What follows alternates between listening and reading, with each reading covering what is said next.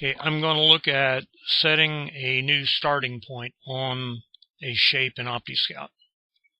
So I'll select my shape, and I have only this one selected.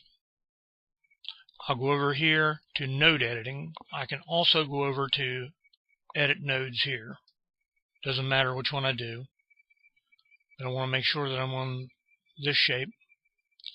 Okay, say I wanted to set a new starting point right here.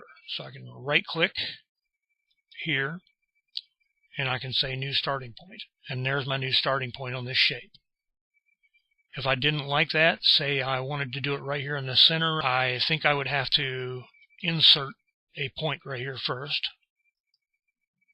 Now I think I can go back in and click it and new starting point, and now I've been able to do it there. So it's all in that.